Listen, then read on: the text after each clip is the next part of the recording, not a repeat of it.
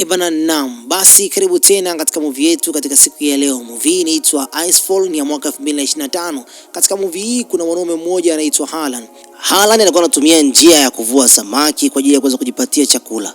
Sasa katika eneo hili ambalo alikuwa anaenda kuvua samaki, alishuhudia kuona mkono wa binadamu mwenzake ambaye mkono huu ulikuwa unang'aa katika eneo hili ambalo la barafu. Hapo akaanza kuchukua kifaa chake kwa ajili ya kwenda kumuokoa. Alipofika katika eneo hili, alishuhudia mkono uliokuwa basi unang'aa, ambao mkono huu ulikuwa ndani yake kuna kiumbe hai ambaye ni binadamu wa kawaida. Basi akaanza kufanya utaratibu wa kuweza kumsaidia mtu huyu. Akafanya juu chini na mwisho wa siku akafanikiwa kuweza kumtoa binadamu ambaye alikuwa tayari ameshaweza kufa katika eneo hili hapa. Hapo aliweza kuona begi, ambalo begi hili lilikuwa ni begi jeusi kabisa. Mwamba alisogea taratibu na mwisho wa siku akaamua kuweza kulivunja lile begi kwa ajili ya kwenda kuangalia nini ambacho kipo kule ndani. Ndipo alipoweza kushuhudia vitu ambavyo ni vya studio, akaweza kujionea mapesa, maburungutu ya kibunda. Hapo ndipo unapoambiwa kwamba bahati ya mbwa ipo miguuni mwake. Mwamba asubuhi yake iliweza kubadilika kuwa tajiri wa kutisha. Basi katika nyakati hizo aliweza kujionea ndege iliyokuwepo chini ya maji iliyokuwa katika eneo lile pale. Basi maisha yake yalikuwa si maisha ambayo ni ya kawaida. Alikuwa analala pembezoni mwa maeneo ambayo yalikuwa na barafu kali sana. Asubuhi inapofika, yeye ndipo basi anapoamua kuweza kuanzisha tena maisha yake kama kawaida. Yeye alikuwa ni kama vile muindaji tu, yani hunter. Kwa hiyo katika kona mbalimbali za milima hii pamoja na mabonde alikuwa anapafahamu vema sana.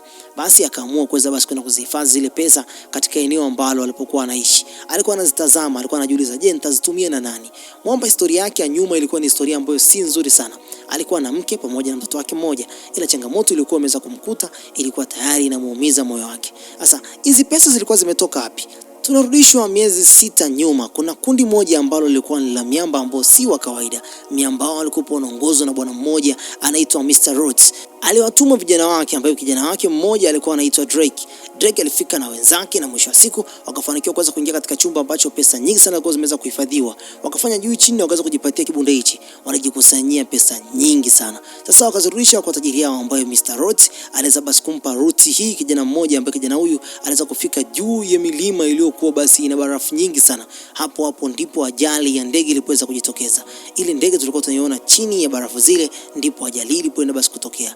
Maisha ya kiumbe huyu ambaye naongelea mwamba huyu anaitwa Harlan yalikuwa ni maisha ambayo ni anziki sana. Kwa hiyo katika siku ambayo ameweza kujipatia pesa hizi, ilikuwa ni siku ambazo hakuweza kutegemea. Sasa katika harakati zake za hapa na pale, alijikuta ameweza kujiingiza tena katika mikono ya askari mmoja, ambaye askari huyu alikuwa jina lake anaitwa Ani alikuwa anaongea na bwana mmoja anaitwa Jets. Jets alikuwa ameweza kupata changamoto katika eneo hili ambalo la barafu. Alikuwa anahitaji msaada. Dakika hizo kipindi ambacho anaongea naye, ndipo ambako Harlan aliweza kujitokeza katika eneo lile pale. Ani akaanza kumhoji maswali mawili matatu na kisha akamuuliza kama vile ametoka kufanya uvuvi. Basi Harlan akajibu kwamba ndio ametoka kufanya uvuvi. Hapo ndipo kizazi chake kilipoweza kuamka hapo. Binti huyu akaanza kumwambia kwamba hairuhusiwi mtu yote kuweza kufanya uvuvi katika eneo hili hapa, na kisha akafanikiwa kuweza kumpiga pingu. Na hapo kijana wa watu aliyekuwa na simanzi ndani ya moyo wake, basi akakubali kuweza kukaguliwa. Akajikuta kwamba ameweza kuingia katika matatizo baada ya kuweza kukutwa na pesa nyingi sana. Pesa hizi aliweza kusema kwamba kuna mali ambako ameweza kuzipata tu, na si kwamba ameweza kumibia mtu aina yoyote. Sasa ndipo kizazi chake kilipoweza basi kuanzia hapo. Miamba walikuwa wameweza kupoteza pesa zao, walikuwa wanazitrack zile pesa. Kumbe kwenye yale mabegi kulikuwa kuna GPS. Sasa ndipo GPS yao ilipoenda kusoma katika eneo lile ambalo binti huyu Ani alipokuwa ameweza kukaa pamoja na mwamba huyu anaitwa Harlan. Hapo miamba wakafanya basi ukaguzi wao, kisha wakamkuta binti huyu alikuwa ameweza kuhifadhi begi moja. Wakamuuliza kama begi lingine liko wapi. Sasa kumbe Harlan ndio alikuwa anajua siri nzima. Kipindi ambacho binti huyu ilipokuwa basi anataka kuweza kupigwa risasi, hapo Harlan akalianzisha pale. Vita vikaanza. Katika kundi hili kuna mwamba mmoja ambaye anaitwa Dax pamoja na binti mmoja anaitwa Serena. Binti huyu alifanya manjegeka na alikuwa ameweza kuingia katika penzi na mwamba huyo anaitwa Dax. Sasa kibaya zaidi ni kwamba Dax aliweza kuingia katika mtanange huu na kuweza kuwakimbiza miambao kuelekea katika eneo ambalo walikuwa wameweza kwenda kujificha. Sasa kipindi ambacho walivyokuwa wanakimbizana katika kona mbalimbali, Dax akajikuta kwamba ameweza kuingia katika mikono ya huyu mwamba ambaye anaitwa Harlan. Harlan alikuwa ni mmoja kati ya mwamba ambaye alikuwa na ujuzi wa kuweza kuinda katika eneo hili. chanzo cha kuweza kumweka mzee huyu katika eneo hili hapa ilikuwa ni kwamba mke wake alipokuwa ameweza kufa, basi alikuwa ameweza kumwahidi kwamba roho yake itakuwa inaishi katika eneo hili, kwa sababu wana mila na desturi za kwao kwamba endapo roho yake itakuwa ameweza kufariki, basi atarudi katika eneo ambalo basi alikuwa ameweza kuzaliwa. Ndivyo walivyokuwa naamini, ni jamii ya huko. Sasa ndipo bwana Dax alipokuwa ameweza kujikuta katika matatizo baada ya kuweza kupambana na hawa miamba kwa muda mrefu sana. Mpenzi wake anaitwa Serena alikuwepo tayari, na yeye pia ameweza kujikita katika swala zima la kupambana na huyu Harlan pamoja na huyu mwamba, kwa sababu pia alikuwa anahitaji zile pesa. Lakini mwisho wa siku alipokuwa anapambana, basi akafanikiwa kuweza kuzitupa kabisa zile pesa nje ya gari. Huku nje ya gari, kipindi ambacho anapambana kwenda kuzifuata zile pesa, zikaweza kuingia tena chini ya hili ziwa, ambalo ziwa hili kwa juu kulikuwa kuna barafu kali sana. Pesa zote zikamwajika ndani ya maji. Hapo ndipo kizaazaa kilikuwa basi kimezidi basi kuwachanganya watu hao. Miamba walikuwa wanazidi kupatwa na hasira, kila dakika walikuwa wanaona kama vile hali ilikuwa si shwari. Sasa katika siku hii ya leo kuna mwamba mmoja ambaye alikuwa anaitwa Penn. Penn ni mmoja kati ya mwamba ambaye pia alikuwa ameweza kushiriki katika mchakato huu, ambao mchakato huu ulikuwa ni mchakato wa mauaji kabisa. Penn alikuwepo, ni mmoja kati ya mtu aliyekuwa ameweza kubadilisha maisha yake na kuwa mchungaji. Ila katika mpango huu wa siri, mpango huu uliweza basi kumuingiza tena katika mchakato huu, ambao mchakato huu umemfanya basi aweze kujiingiza katika damu ambayo ni chafu kabisa. Sasa kibaya zaidi ni kwamba Penn alikuwa anahitaji kuweza kufanya mauaji ya aina yoyote. Wakaendesha gari katika hali ambayo basi ni hatari sana. Ila kibaya ni kwamba walifika katika eneo ambalo walikuwa karibu waweze kuzama. Ellis alikuwa ndo amebaki ndani ya gari baada ya wenzake kuweza kushuka na kwenda kukagua gari la kina Annie ambao walikuwa wameweza kuliacha baada ya kuweza kupata itilafu. Ni kwa muda mrefu kidogo, ila Ellis aliweza kufanikiwa kuweza kutolewa katika eneo lile pale. Ndipo huku Annie pamoja na Harlan walikuwa wanafanya mazoezi ya kutembea kwa muda mrefu sana na kuhakikisha kwamba wanafika katika eneo ambalo Harlan alikuwa ameweza kuhifadhi vifaa vyake. Vifaa hivi ni kwa ajili ya kuweza kufanya mashambulizi, tena mashambulizi ya kutisha. Lengo lake ni kuhakikisha kwamba anafanikiwa kuweza kuwadhibiti watu hao ambao walikuwa wanamtafuta. Sasa Annie alikuwa amekuja kugundua kwamba watu hao hawataweza kuacha mpaka pale ambako watasema mahali ambako ndege hiyo imeweza kuhifadhiwa. Sasa wakatafuta njia ambayo ni asiri, tega mitego mingi sana, ila kibaya ni kuweza kusababisha vifo vya watu wao. Vifo vilianza basi kujitokeza, na kila mmoja wao alikuwa ameweza kuapa kwamba watafanya juu chini waweze kufanikisha kuweza kuwakamata watu wao. Walipita katika milima na mabonde, kipindi ambacho hali ilikuwa si shwari kabisa. Lakini kizuri ni kwamba huyu Harlan pamoja na binti anaitwa Annie walikuwa wanafahamu maeneo haya vizuri sana. Sasa ili kundi la maharamia lilikuwa linafika katika eneo hili, na mwisho wa siku wakajikuta kwamba wameweza kujikita katika mtego ambao ulikuwa ni mtego mbaya sana. Binti anaitwa Serena alijikuta tayari ameshaanza kuumia mguu wake, yani kipisi cha mbao kilikuwa kimeweza kuingia katika mguu wake, na kisha alikuwa anapata maumivu makali sana. Sasa Annie pamoja na Harlan walijikita katika mnara mmoja ambao ni wa mlima, wakaingia katika kevu, yani maanisha kwamba mapango huko wakaenda basi kwenda kujiwashia moto, na kisha hao wengine nao wakaenda kutafuta nyumba ambayo ilikuwa ni safe house. Sasa kila mmoja alijaribu kuweza kuendeleza maisha yake, lakini upande wa kwake mwamba huyu anaitwa Harlan alikuwa anajaribu kuweza kumwambia binti huyu kwamba maisha ya kwake na Mia alikuwa ni maisha ambayo ni bomba sana, ila binti huyu anaitwa Annie alikuwa amemshikilia kwa mgongoni kidogo basi mwamba aweze kupata joto. So yote na joto la mwanamke lina nguvu sana.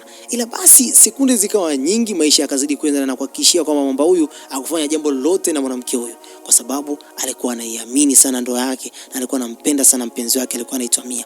Sasa huyu Mr. Rhodes alifika katika eneo lile pale, na kisha kila neno ambalo alikuwa anajaribu kuweza kuliongea ilikuwa kama vile tahadhari, wanapaswa waweze kuhakikisha kwamba wanaenda kuwakamata watu wao katika siku ambayo ni ya kesho. Lakini kibali kwamba kulikuwa kuna genge lingine la watu ambao walikuwa wanaishi katika eneo hili, na watu hao walikuwa wanaitwa the Blackfeet. Hawa miamba walikuwa ni American Native, ni moja kati ya watu ambao wanaishi katika maisha yao wenyewe binafsi. Walikuwa na mila ambazo ni tofauti kabisa na Waamerika wengine. Walikuwa na maisha ambayo ni asiri, walikuwa na maisha ambao walikuwa wanaamini vitu vyao wenyewe binafsi. Lakini katika siku hii ya leo aliamua basi kuweza kumtenga mambo huyo anaitwa Harlan, na kisha akamwambia kwamba unaweza kumchukua binti yetu anaitwa Mia katika eneo hili na ukutaka kuweza kumrudisha. Alikuwa anatupenda sana. Huyu mzee anaitwa Ozzy alikuwa na mtoto wake anaitwa Mia ambaye ndo mwamba alikuwa ameweza kumooa. Ozzy anasema kwamba mwamba anaweza kumtenganisha pamoja na mtoto wake, kwani huyu Harlan anasema kwamba na yeye pia binti yake ndio alimpenda yeye mwenyewe binafsi. Ukatokea ugomvi kati ya baba pamoja na mume wa huyo mwanamke tayari ambaye alikuwa ameshaanza kufa.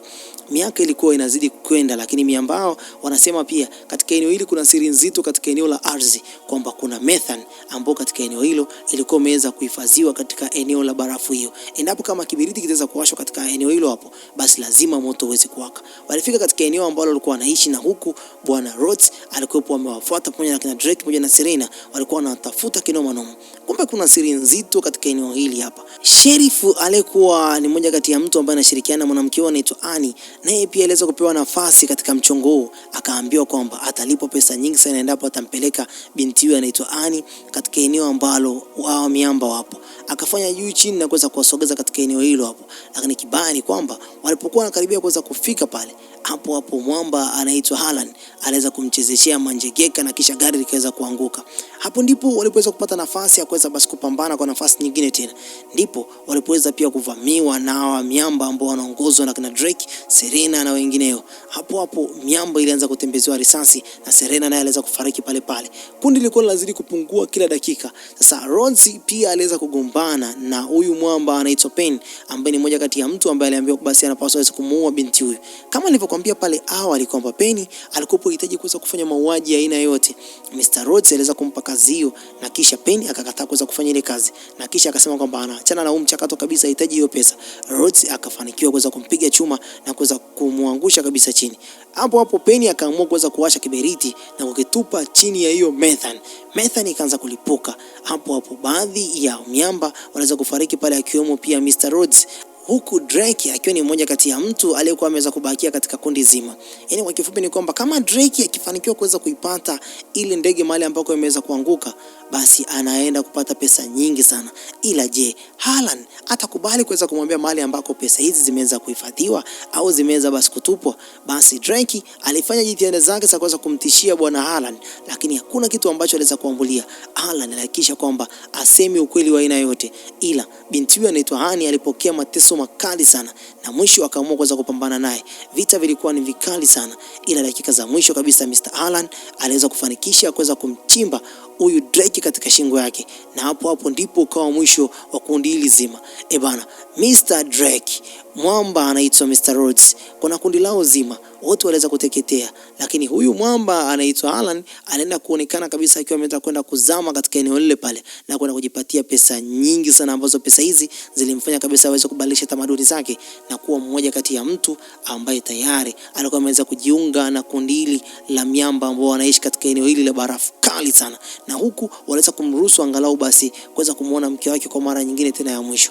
Bana, mimi nafikiri kwamba sitakuwa na la ziada kwa muda huu. Je, kama wewe ndio ungeweza kuiona pesa hii katika eneo hilo la maji au katika maficho ambayo mwenyewe binafsi hakuna mtu yoyote umehakikisha kwamba ameweza kupaona, ungeweza kumwambia mtu yoyote kwamba kuna mali ambako nimeweza kuiona pesa, au na wewe pia ungeamua kuweza kujitoa mwanga kufa na kupona mpaka pesa hiyo uweze kuikamilisha kwenda kuipeleka sehemu ambayo wewe mwenyewe binafsi roho yako itakuwa imeridhika? Basi dondosha comment yako hapo chini na mimi pia nitakujibu. Bana, bye bye for now.